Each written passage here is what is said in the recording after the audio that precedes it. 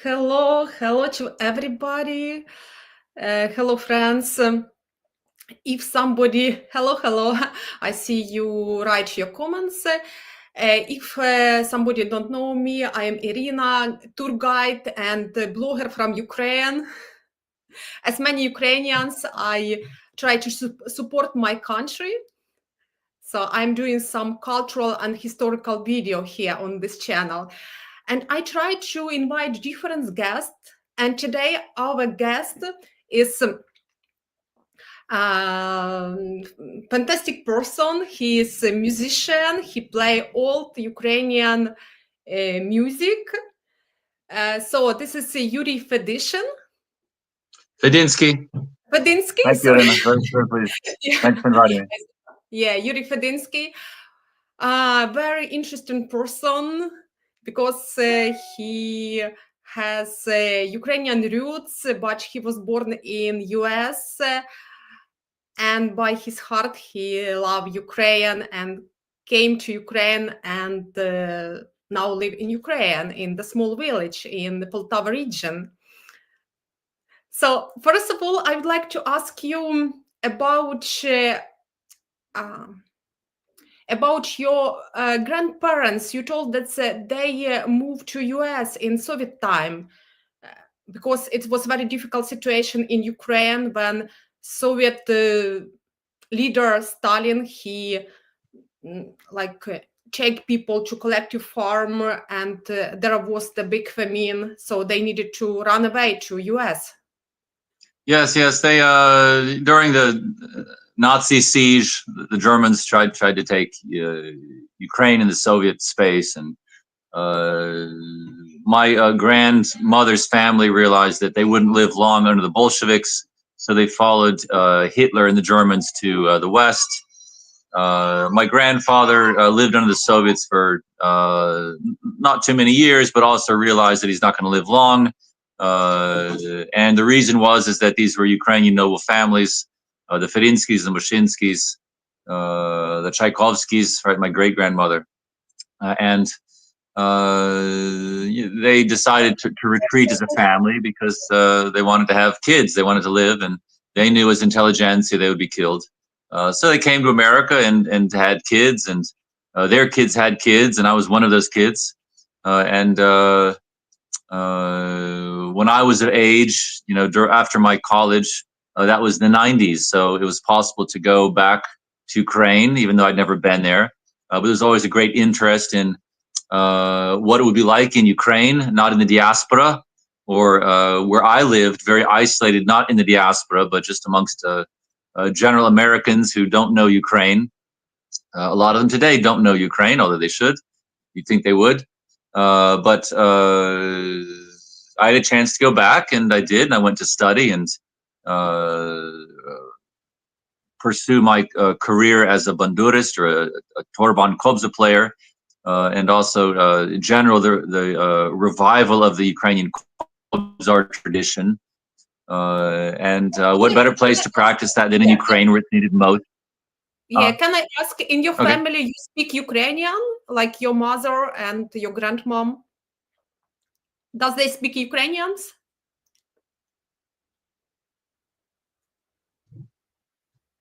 Can you repeat that again? My Wi-Fi maybe isn't better. I'm going to go closer to the Wi-Fi box. Can you repeat that, Irina, please? Yeah. I mean, that's in your family, your mom and your grandmother, they spoke Ukrainians, and you learn Ukrainian from Yes. My mom's family is Ukrainian.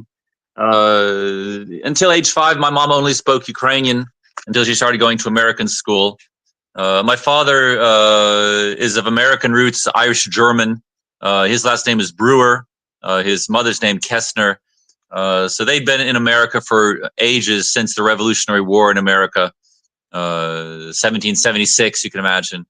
The Irish branch a little bit later, but my mom's family is from Ukraine, Ukrainian refugees, displaced persons.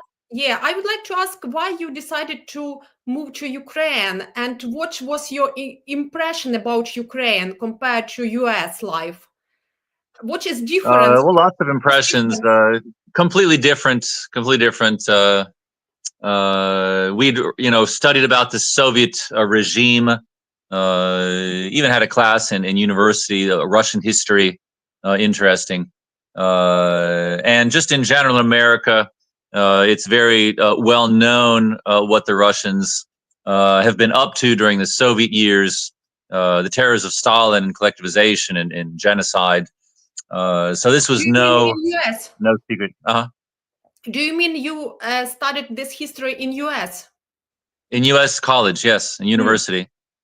So coming to Ukraine, I was ready for a very interesting experience. Although I had known Ukrainians who had come to America in the 90s even, and I didn't feel that they were, terrible Soviets or terrible people. Quite the opposite. I found them very sincere and honest and good and kind-hearted and very patriotic and very loving of their own culture, their Ukraine. And one of those friends convinced me that I should go and see Ukraine for myself. And lots of impressions. I found the best of Ukraine, Ukrainian intelligentsia who did not flee, who learned to live under the Soviets, under the repression, and make the best of it. And other Ukrainians who were completely destroyed by all the Russian anti-Ukrainian projects and anti-human projects, mass quantity drinking and stealing and lying and immoral behaviors, and lots of uneducated folks who probably didn't go to school or get a good education, educated under the Soviets again. So I saw, black and white, really. Yeah. Yes, Do you please. mean about people who live in Ukraine? Yes, these are Ukrainians in Ukraine. When I first went to in 1998. Yeah, when did you first time move to Ukraine? Come to Ukraine? 1998. I first came to Lviv for 6 months. Then went to Kiev for another 6 months, and then I went to live back in New York for 2 years, and then was invited to come play in a Ukrainian rock band, Haidamaki. At the time, they were called Cossack System, is the present version. And I've lived in Ukraine since for about 25 years. Wow. My friend now play in Haidamaki Oh, as a who? bass guitar. Sashko Demyanenko. No, this is Volodymyr. His name Vova Fesyun. I don't know. He's Vova new. Fesyun? Yeah. Może Spertiuk? I will send you his Facebook page. Yeah. He's probably in the Yarmola branch. It was actually kind of two. Haidamaki was kind of split between Yarmola. He probably sings with Sashko Yarmola, I imagine. Yeah, probably they are different. Interesting. That in the 1990s when you came to Ukraine, it was very difficult time because at that time we have the big economical crisis. And many people, they were drinking, they had not work, they didn't know what to do. Many people came to Poland for work there. That in 1990s, very popular were Ukrainian bazaar, flea market, when people can sell clothes and food from Poland. In that time, we even had no normal shops. There were flea market just on the street. And some of my relatives, he sell different good from Poland in my city, so it was quite difficult time. But I think with time, Ukraine changed a lot. I came to Kyiv in 2000, and now it's totally different, I think. Well, in 30 years of independence, and realistically, I think Ukrainians, maybe they can't tell the difference. They can't really compare. But me living in America for 25 years, I can see a culture which is pretty much stagnant. It doesn't change so much here. Well, I'm here now in the U.S. for temporarily during a tour. But in Ukraine, in 30 years, things have drastically changed, especially in cities. I knew Lviv in 98. Lviv now is the most modern European city, you'll find anywhere.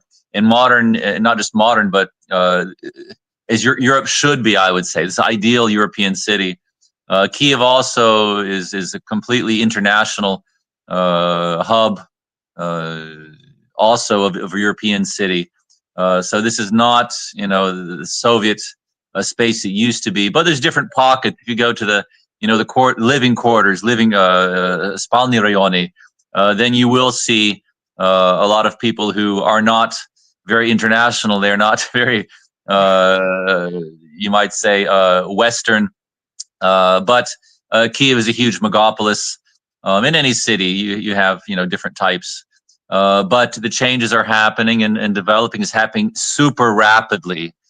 Even if you look at, the Kiev Massivi, right, the new living buildings, they're going up like mushrooms. And as my uncle Jurij Fedynskyj said, you don't see this type of even just a construction growth anywhere in the world. And some Ukrainians say, well, people aren't living in those buildings. It's just, an investment for money instead of putting money in the bank. Maybe so, but still, super dynamic, positive westernizing changes happening in Ukraine today, even during the war, especially during the war. Yeah. That's I was impressed because I came to Ukraine just in summer, in Lviv, in Kiev, Bila Tserkva, and so it's look like there are no war at all, because in Lviv there are many concerts, many young people on the street. In Bila Tserkva I visited cinema. There was the movie about Ukrainian singer.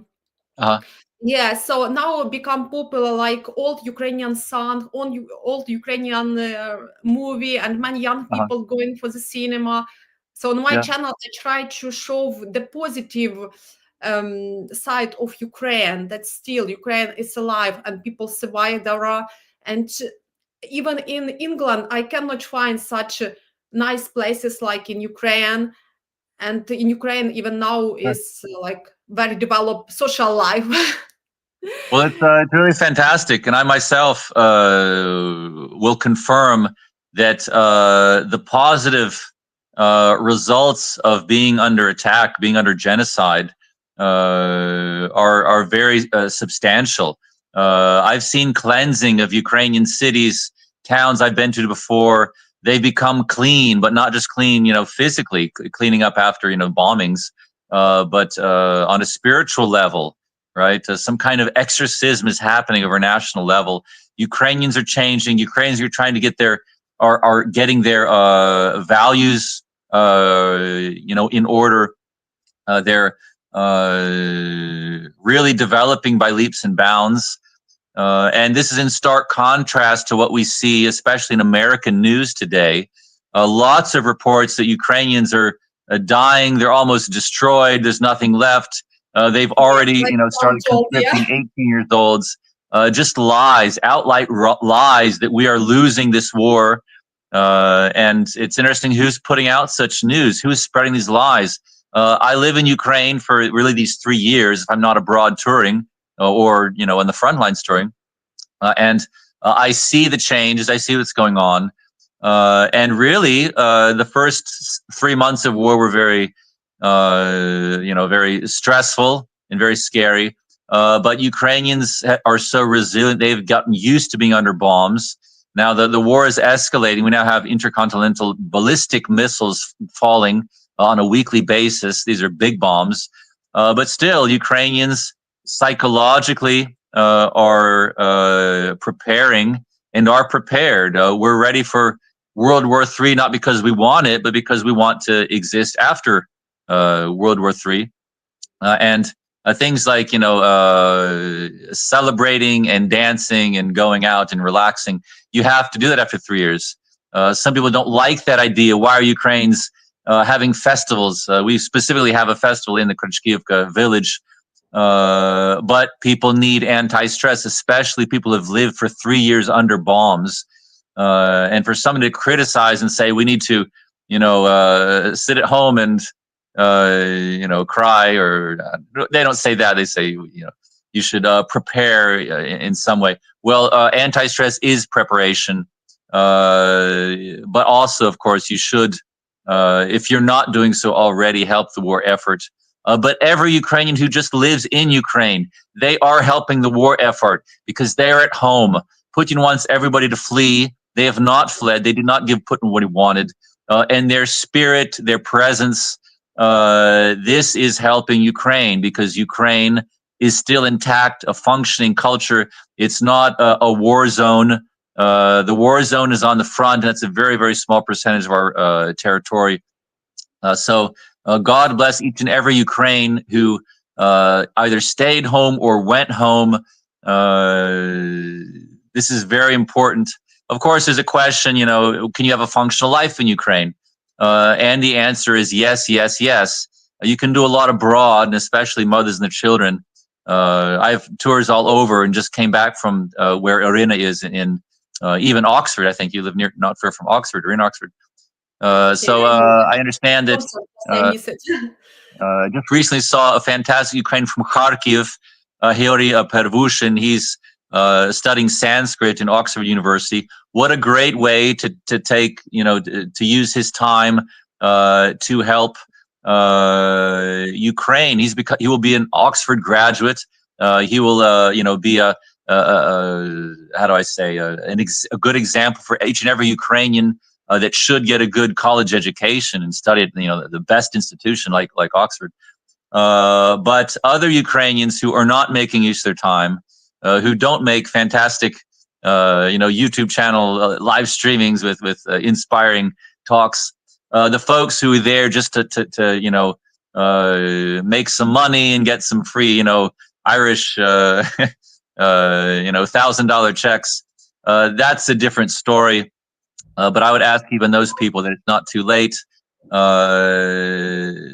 Do something with that money. Get a job. Learn traditional Irish language. Practice your profession there, rather than sweeping streets and doing things which I don't know, some other folks could do. So it's very important to use your time abroad. Yes. I'm very agree with you.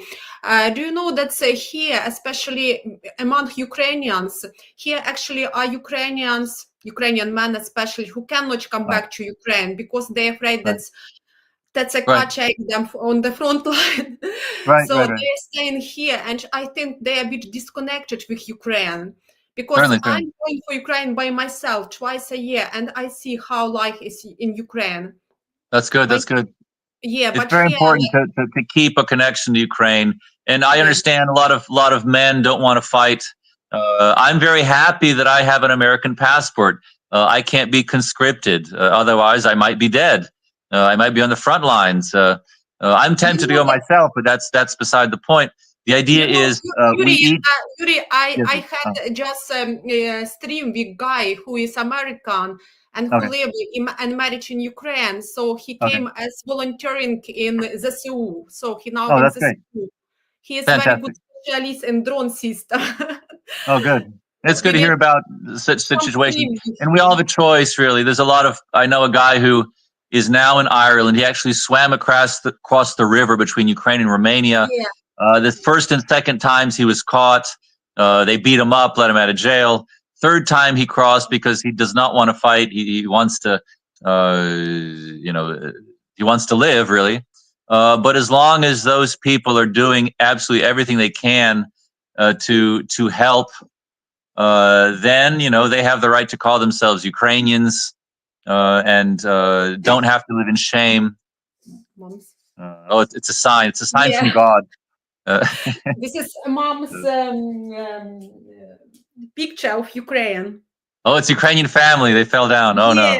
Yeah. This is the I hope it's a good time. Yeah, my mom did it. And this is the program for our family. Personally, I evacuated them to America, to the States, to my mom's house, the first 5 months of war. So they were evacuated a week before the bombs. But after seeing them in their lives in America, I asked the children, maybe you'd like to stay in America. It's very nice. There are no bombs. People are very, friendly. And they said, no, we want to. You ask your children? My children. They said, it was a trick question, right? I wanted to go home and take them home, but I don't want to force them to live in a war zone, live in a country under war. But all the children, in fact, my wife as well, they said, yes, we want to go home. We want to be there. So for the past 2 years, we've lived in our village. But just recently, we have some situations with education. You can imagine getting education under bombs is not so simple. I'm glad that our village school does work, but my children are often in the bomb shelter as the air raid, sirens go off when a bomb crosses into the Poltava region. So it's not the best time to, the best education. And there's a question, what would be better? Maybe going to Kiev, to the very specialized Waldorf school. But there's problems there too. I don't want to have the stress for my children to have stress and to potentially die from bombings. I don't want the stress either. I leave my family in Ukraine often to go on these tours to the West. And I could not leave my family in Kiev. That's just too stressful for me and too dangerous for them. So the idea was to travel to America, specifically to have a family tour. And the tours are geared to raise awareness, keep awareness, ask specifically Americans to continue to help and support, to not withdraw. But also there was the idea for my children to be able to be in American schools for 1 year, to finally learn English language, have a rest from the war. And again, most importantly, to rehearse and get ready to go on tour. I told my children, if you want to know your father during the war, because I'm very often not at home, I have huge tours. This is not, several symbolic concerts. This is, I will pick a continent, like just recently in UK, we were there for 2 months, had about 50 concerts. 50 concerts, that's daily concerts. That's super movement. Terribly tiring, terribly exhaustive. You live on adrenaline, basically. You don't always know where you're going to sleep. Actually, you never know where you're going to sleep. It's a lot of stress and taxing on the system. Now I'm basically sleeping for the past month because my body needs that. But for the past 3 years, we've had 600 concerts across the world. That's U.S., Europe, UK, Ukraine, half of them on the front in Ukraine. So my children, I don't see them so much as before the war. And I told my children, if you want to see father, you're going to have to learn to sing and play. So I gave my wife the task to train my children. They're good musicians anyway, but to get onto a tour, it's another level of preparation. So she's been having daily rehearsals for the past, since the fall. So that's the past, 7 months. And honestly, now we have rehearsals together. The children will be ready. And I'm sure it'll be a fantastic tour. And very important, there's a lot of people practicing this cultural diplomacy, such as Anastasia Wojtuk, Taras Yanitsky, Volodya Voit, even Cossack is going around. He's been in the States recently. And this is very important work that, lots of work for everybody, because everybody has a little bit different program, different music, different philosophy. But a family band is something very specific, which we do. I'm sorry?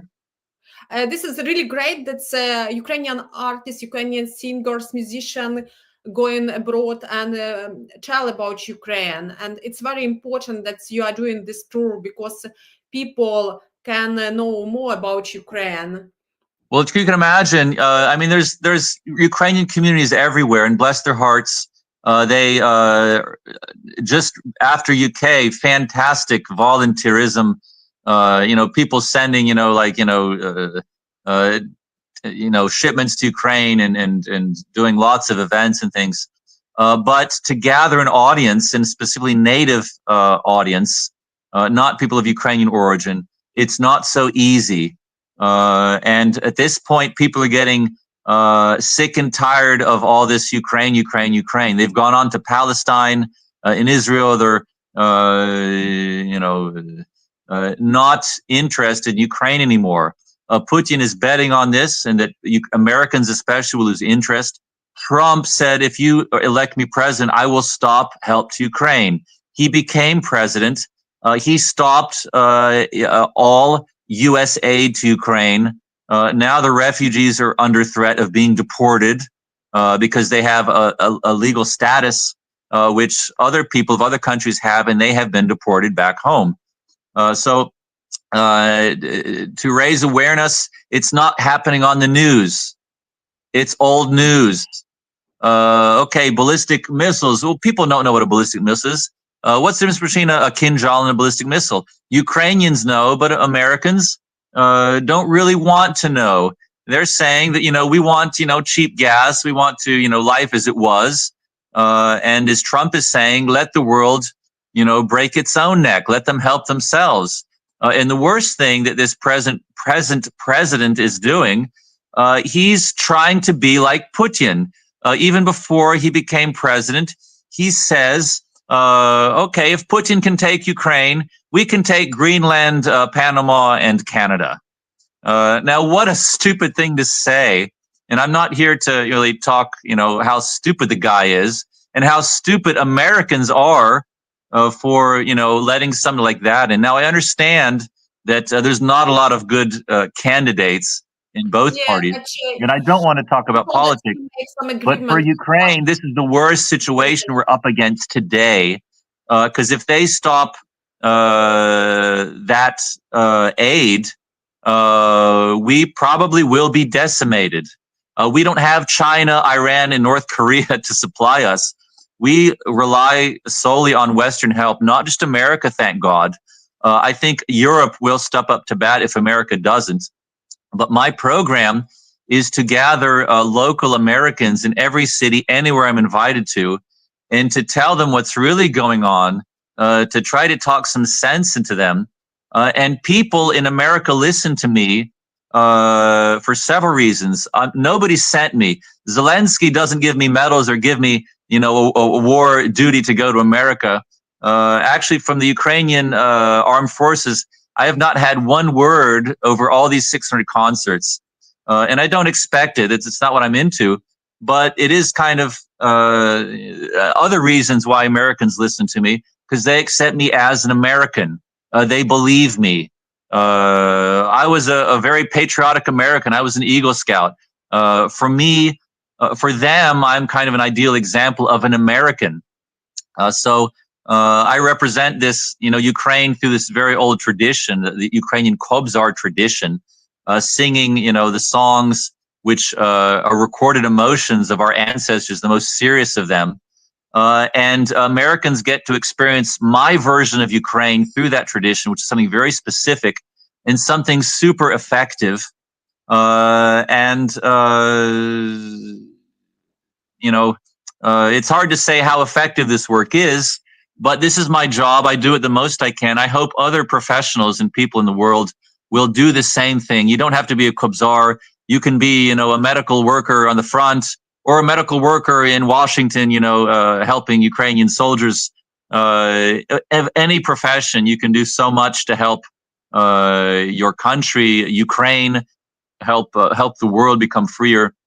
And that's what this is all about, for the world to advance, not to degrade. So hopefully America especially will continue that support, and hopefully my voice will be heard. Interesting, actually, before the war. Many people don't understand this problem. They think that this is just conflict between Putin and Ukraine. But Putin, he make up some image of the Soviet Union or something, like he would like to take over more and more area, and just some force can stop him. He surely would not stop on Ukraine. He can go further, like Latvia, Estonia, the country who were in the bloc of Soviet countries in Soviet Union. And other people say this isn't about Ukraine, it's about America and Russia. Complete nonsense as well, that it's the Americans who are at fault, because if they didn't give us guns, we wouldn't have a war. This is completely not true.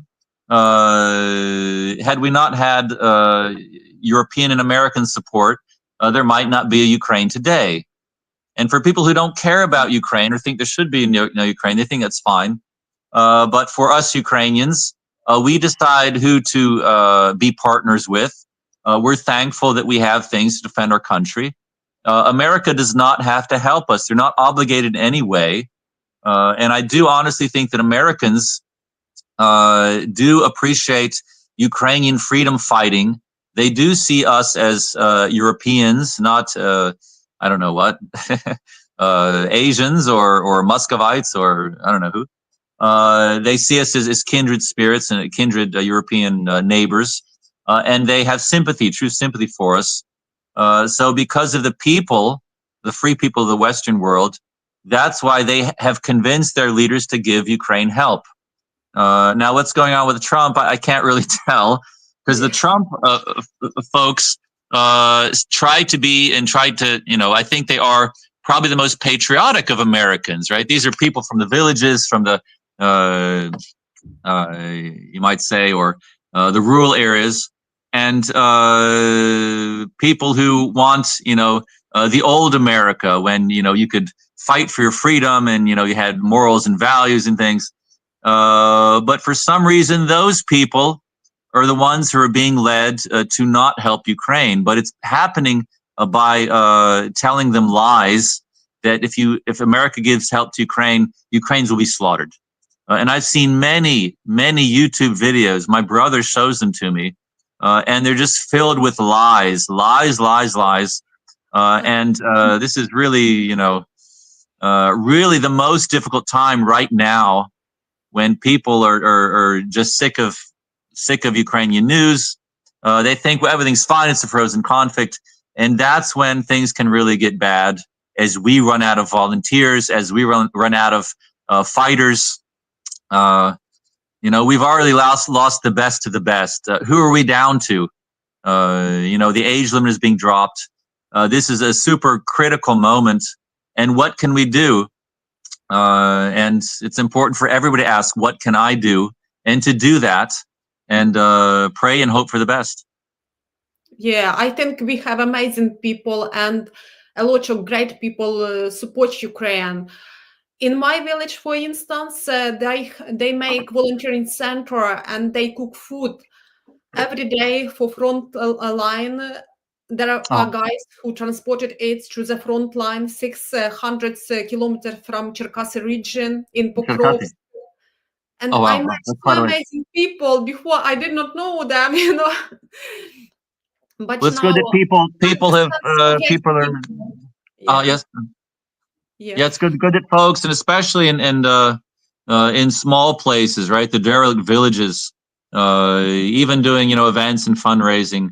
It's good. It's good. A lot of these places in Ukraine would have been really forgotten, and people having nothing to do with patriotism or fighting for freedom, or having anything to do with being active with their government, with their culture. But when they see coffins coming home of their boys, they realize that, wow, maybe I should do something now before it's too late, before our children are killed. And that's a very good thing. We should have been doing that for 30 years. And if, for people who are doing it now, that's fine. That's why this is happening. God does not want Ukraine to be destroyed. God wants Ukrainians to step up to the bat. He wants them to get their values right in order. Wants people to develop spiritually, physically, get ready to fight, learn how to defend your country. And as that happens, I'm convinced that that's when the war will end. That's when we'll have peace. And it's good. It's very good to see those things and hear those people who are still fighting. So it's good. Yeah, that's so many people give their life on front yard, on front line there, and it's difficult. But I see how Ukrainians different from Russia. We can see how Ukrainians rely on themselves, and small people from the village, they believe that everything depends on them. They need to do something. But I was talking to my relatives in Moscow, for instance, and they told that we cannot do nothing. What we can do? They have completely different idea, because in history they rely just on Tsar, on their leader. That Tsar president decided everything. But in Ukraine, people mm, I see it's from Euromaidan. I was on the Maidan, and I Okay. see how people told that everything depends of me. If I don't go to Maidan, they will be defeated. So Yeah. everybody try to do something. That's and that Well, is why the first question is, what can we do? defeated. And a Russian who says we can't do anything, at least they're thinking, what can we do, right? Because maybe they've thought about it. But realistically, if you do ask what you can do, a thought will come in your head. The idea that you can do nothing, this is not a valid answer, or a valid philosophy, that you cannot do anything. Yeah, These are people who are not thinking what they can do. They just are in zombie zone, right? This is the yeah, zombie that invasion. probably they were in very like long dictatorship for long time. In Soviet Union under the Stalin, there are under the Tsar, they have really bad Tsar from the beginning.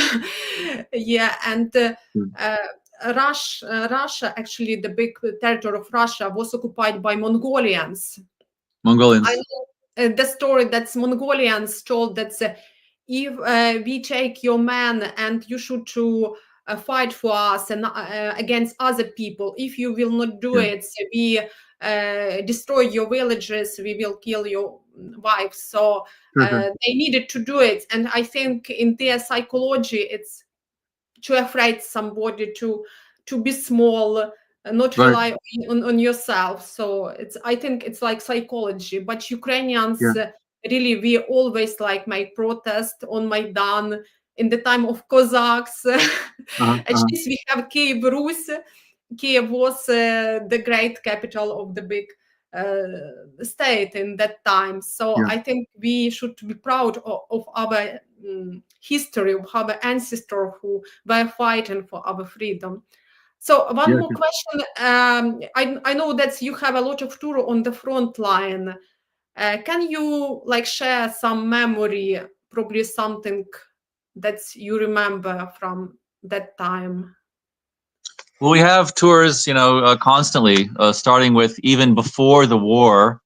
I went to my friend who also Kobzars, you might say, and I said, let's do a tour of the front before full-scale war breaks out. And so we Yeah. had plans to do that, starting from really Police in the Belarusia region all the way down to Crimea. But the war broke out, so we didn't have a chance to actually do that tour together. In the first several days, we all fled. But as we were running out of gas, I decided that you can't get far without gas. Let's go back to Kiev. Maybe there's some gas somewhere. And we did find gas, and my friend helped me. And he decided to join the Teroborona, and I decided to camp out next to him and to practice the Kobzar tradition there in Kiev. So for the first 2 months, we basically lived inside Kiev, and went to everywhere, to military camps and bomb shelters and metro stations, even to a grocery store, even to a gas station on the front line outside of Do you mean when Bakhmut. just war started? Yeah. When just war Well, that's the start of the war. But we have, after the first 3 months of the war, we had a time where I couldn't buy gas because they rationed it only to the military. So I decided this is a good time to go back and see my newborn youngest daughter, who was just born in America, April 21st, and had a chance to take my family home. So at that point, I started doing tours abroad. To be able to take the spirit of the front line to places like America. I've had 3 tours here, Europe 2 tours, UK 2 tours. But after I'm abroad, I tried to have a tour of the front. So this spring, we're going to be back. We'll have a tour of the whole front, probably from Kupiansk down to Kherson. I'll take my students and my bandmates of the Kobza Armada, that's my group, and folks who've made their own instruments and practice the Kobzar tradition, also around the world. So we'll be back. Do I have any interesting stories? Lots of interesting stories, lots of harrowing tales of everything. I mean, we give concerts, you hear yeah, bombs I think blasting. Yeah, I Yeah. think probably we can do one more stream, and you can tell how you settle in your village, how you meet your wife, for instance. It can be Okay. Okay. interesting. Yeah, probably Okay. in the next year. So I think the last question about your tour in the US, how long it will be, and what cities you're going to have at the concerts. Well, the tour will be between 2 and 3 months. With the family, we couldn't do a 3 month tour. Even personally, it's hard. But we'll see. We've never had a family tour. I mean, understand for me personally, or with my group, the Kobza Armada. These are adults. To do a 2 month tour, that's a lot. These are daily concerts. Every day you sleep in a different place. I drive. I don't have a chauffeur or a driver. So it's really taxing. But to do it with a family, and my family, my youngest child is 2.5 years old. Is it possible to have daily concerts for 2 months? And I don't know. We've never done it. It might be too much. It's probably too much. So what I'm doing is I'm going to have actually two parallel tours. One day we'll have a family concert. The next day I'll have a solo concert. So for the family, it will not be daily tours. But again, it's a complete experiment. Can it happen? Will it have good benefits? I hope so. We have to try, new things, experiment. Me personally, for this, as a practitioner of the Kobzar tradition, just having solo tours, that's the easiest for me, right? I'm a soloist. We don't have to, find 4 places to sleep or 7 places to sleep with a family. Logistically, it's a lot easier. But we have to try different things and different programs, different songs, different repertoires, different approaches to be able to, put our ideas across and bring as much attention to the fact that we do need help. So the family band is a logical progression. My kids are old enough. The girls are singing fantastically. Miroslav plays the drum wonderfully. Even Kutoslava and Lesa, the youngest daughters, often sing and dance and play. So it's time to do it. And we'll see. We'll see how it goes. But so far, so good. The rehearsals have been very positive. I think you will be fine with all of this because you used to. I remember how first time I know about you. Okay. My mom was for festival, and she came back and told us, "Oh, I met so interesting man. He came from Poltava region. He is American. He speak English." And he came from Poltava region with 4 of his kids. The youngest is 4 months old, and they live in the tent. That's right. That's right. Chef Fest many years ago. I remember that. Yeah. I think in Chefas, yeah. And we were so impressed that American came to Ukraine, live in the village, married, and have 4 children. It was, and just have some simple life, Well, it's interesting that, just talking with my brother last night, what is this example that I've set? This isn't, specifically to set an example. For me, it's also just a logical progression. I mean, in America, I felt out of place. In Ukraine, I feel completely integrated and, like a chip that the computer has been waiting for to activate certain, cultural happenings and things. But moving to a village was practical. Living in Kiev was very expensive, very psychologically taxing. Why do we have so many kids? Because we have a very happy family and we like having lots of kids. And it's not a negative thing. Yeah.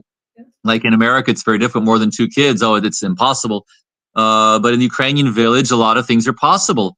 But I think you live in simple house. I have seen that you are doing your kobza by yourself, and the children help you. I become a maker, not because it's really colorful. I don't know what in YouTube videos, but because I needed instruments. And honestly, I do recognize that such an example is very important. And the most important is people who, instead of fleeing Ukraine, they come to Ukraine. And from somebody from a country like America, which should have been, the dreamland of everybody, especially during a war, to be going back. This is the example that Ukraine needs. And it's not, a false example. This is truly, we have, good motivations for doing these things. My conviction always was, do I want to live in America, have an American family, live the American dream? Or do I want to live my own personal dream, to speak Ukrainian, have Ukrainian family, be Ukrainian musician who does, good deeds through Ukrainian music? And I'm truly blessed that these things have happened. But I think even more important in the work I do, it's the example that I give and that we give as a family, that anybody can do this and should do this. Choose your dream, not the dreams imposed on you from the internet or whatever things you look up to or look into, and follow your dream. Do it out of good motivation. Don't worry about money and security and stability. These things are illusions. Do good work, and God will be with you, and you will have the happiest life you could imagine. And I truly believe that because I've seen it myself. And these ideas, especially again during war, are incredibly important. To live, a moral life is to lead, a happy life, to do good things. That's the secret of happiness, not, fleeing your country to get, lots of Irish money or American money or whatever you get. Yeah. This You is know, not the program. Yeah, that's in Great Britain. First time I was 8 years ago because I wanted to change something. I would like to see the world, Okay. and I live in London for 3 months. Okay. I have the chance to be here, to live here. My friend told that in that time, it was 2015. It was difficult situation in Ukraine. They told, okay, there are war. I told that's not in Ukraine, but in Donbass. yeah, they don't. Well, it's also important. In my heart, I wanted to come back. And I have this idea to be tour guide. I actually was crazy about idea to come back and to be tour guide for foreigners, to show Ukraine to foreigners. Sure. And I become tour guide, and slowly I make like my tour agency. But I think London motivate me a lot because I understand that life in US on the West is not perfect. That we can do something in Ukraine. That's life in Ukraine. It can be much more easy than here even. Well, it's super important, Irina. Super important. Interesting. I was invited to the village school many years ago, maybe, I don't know, 10 years ago. And they said, okay, we want you to, talk about, returning to Ukraine and stuff. You know what I told the kids? I said, who's been abroad? Who has gone to other countries? Almost nobody raised their hand. I said, get out now. And they were shocked. Who is this guy who's coming back to Ukraine? He's telling our kids to go abroad. This is also super important. People who have never been anywhere, even to Kiev, get out of your village, go abroad, have a chance to get homesick. Only then you can truly, value what you've lost when you're abroad. In that process, I have it too. Understand, I'm not sitting in Ukraine, all these years. I also go abroad. I'm here in, Rocky Mount, North Carolina, of all places. And it's great. I have, I can sleep fine, I don't, have all this stress of, bombs, whatever. But also for Ukrainians to have another example other than the post-Soviet example. You need to have an alternative and ask yourself, why can't we have, this nice, peaceful, neighborhoods in Ukraine? Why, what does America have that Ukraine doesn't have? But if you don't see that alternative, you can't create it in Ukraine because the alternative doesn't exist in your head. So very crucially important to go abroad, have some safety and security, maybe a little bit, maybe get a nice Oxford, college education, even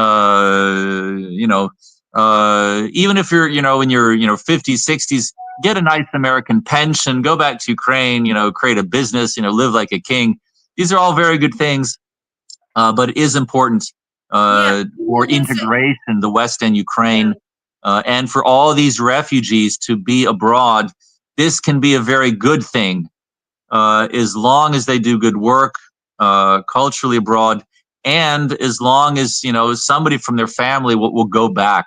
Otherwise, we lose a huge resource. The land is very valuable, but the people are even more valuable. And I hope really that people will make the best of time in the West, and eventually have the possibility and the belief they can go home and can live even better than they could in the West. This is my dream, and I have that dream. When I come to America, my brother says, what do you have there in Ukraine?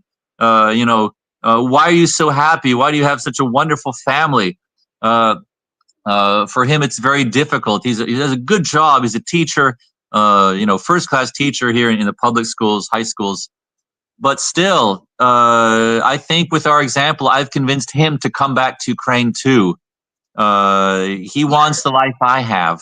A lot of Ukrainians in the diaspora want the life I have, to be able to return, but they don't believe it can happen. But it can happen, and people who believe in, positive emotions, love, God. This is reality in the world, and God wants you to, follow your dream if it's a good dream, and He wants you to attain that. Yeah. And this is the message. And we have a Ukrainian dream that we'll have a free country, and God will not leave us high and dry.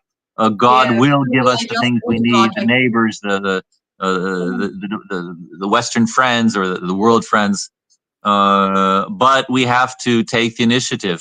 If we don't fight for a country, nobody will.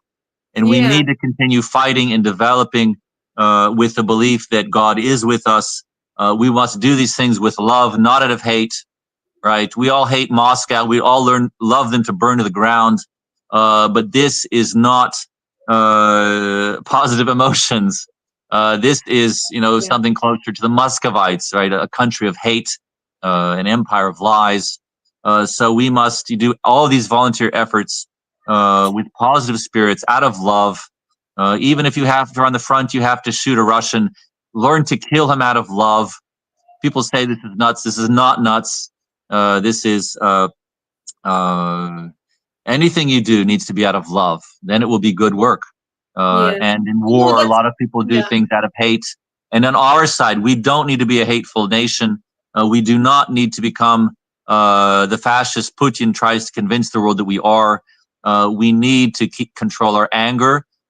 We need to do good things out of love, and to convince our neighbors to do the same things. Control our anger. Learn to develop with the war, not degrade. These are all important things. Yeah, yeah. I feel also here that we need to develop our knowledge. Actually, I came here for development because I felt that during this time I can develop my knowledge, I can develop my English, my son can go in for English, British school. Yes, Oh, yes. it was very difficult to move from Ukraine for me, but I Sure, persuade sure. myself that it will be for 6 months or for 1 year, and now it's more and more. And it's difficult, that I try here everything. I try different job that I never try Uh-huh. in Ukraine. Okay. I was a teacher assistant and career advisor and waitress, and oh my god. Oh, great. Okay. Well, that's good. That's good. That's all very important. Now I try To to, get to yeah, know England and to get to develop yourself. This is fantastic work. but Uh, now I understand that I need to do something for Ukraine as well. That is why I try to develop this channel and invite more people for show how beautiful our Ukraine is. In April, we're going to have okay. a tour in Ukraine. Oh wow. Yes, Okay. so I'm going to show Ukraine again to people so they know that Ukrainians are strong, brave, and You're going to have a we Ukrainian tour. yeah. Oh, fantastic. Oh, great. Yeah, Well, yeah. good for I you. Good for already you. buy tickets, so we're going to be there for 1 month, almost 1 month. Okay, that's fantastic. Wow. Yeah, it's a bit difficult, to cope up here with job and to go to Ukraine so often, but I try to Sure. do something. I apply for Oxford University, so hopefully I will get there. I don't know. Oh, good for you. That's Yeah. great. I'm Yeah, very so I'm very I jealous of you, Rena. I was Yeah, in Oxford we had a fantastic 5-hour tour. I mean, what a great place to learn. I met fantastic pianist who studies with the Ukrainian pianist great Lubomir Melnik. You said, well, what is it about the Ukrainians you play so virtuosically? do you know? Fantastic Yeah, concerts. do you know that Oxford's a today? fantastic. Yeah, Uh-huh. today we're going for the concert, the Ukrainian concert. There is musician or singer, I'm not sure about, and local Uh-huh. community, village community. They invite her, and she Oh, going great. to sing or play. So I'm going to make video there. So, Fantastic. yeah. Well, it's Thank good. you It's very good. much. It's good to have the opportunity right now because before, as a Ukrainian musician, it's okay. Some musician from some country. Now it's in a different level. People are ready to and not just hear about the war, but to hear Ukrainian. What is Ukrainian culture? What do these Ukrainians have? Who are they really? So it's Yeah, a fantastic opportunity to spread our culture like no ever. I mean, really, this war has put Ukraine on the map and on the spiritual map. Before, the world had nothing to do with Ukraine, didn't know anything, didn't want to know anything. They knew about, Chernobyl. They knew about, the boxers. They knew about, what do they know about, some third world country that has lots of, good soil, but nobody can do anything with it. Now, Ukraine is the freedom fighting nation. And this is, the best. This is a moral situation, free people, and this is the best, psychological thing for Ukrainians. But we again are faced with genocide, and sometimes that's what it takes. Maybe that's why the Cossacks were such free people, because they had a really rough time living between these empires. So now again, this genocide, hopefully it will be the fire under our arses, I think is, in the English would say, to really, get our country into gear and help the free world get freer. So it's a yeah, very serious mission, and I do believe that Ukraine will come out as a world leader. Looking what's going on in America, and you can ask any Americans. Listen, I mean, there's states on fire that are being burned, not just because it's getting hot, by new technology of microwave, burning cities from microwave. Oh, pretty. Кажи hello. Ну зараз приїде, Маринчик. Зараз. Okay, I think we can make a new stream, and if Okay. you can play us on Kobza or Yes, I think another time is better. I need to actually tune my instruments. But thanks for inviting me, Irina, and God bless Ukraine. Glory to the volunteers. What? Marian is ready for the concert. Yeah, Marинchik. Are you going to Oh, you're for the concert. Oh, good. Oh, okay. Well, have a good time. Have a good time. If you see Hayori Pervushin, the Sanskrit scholar from Oxford, tell him hello. I have a friend who pick up us. He will be here. Okay. So take care. Okay, thank you very much for your talking, and it was really interesting. Thank you guys for all your comments, and I see my friend from Kyiv as well. So, yeah, I wish you the best and hope that many people come for your concert in US. Дякую. Зробимо, що ми можемо. Okay. Thanks, everyone. Слава Україні. Героям слава. Який час? Час.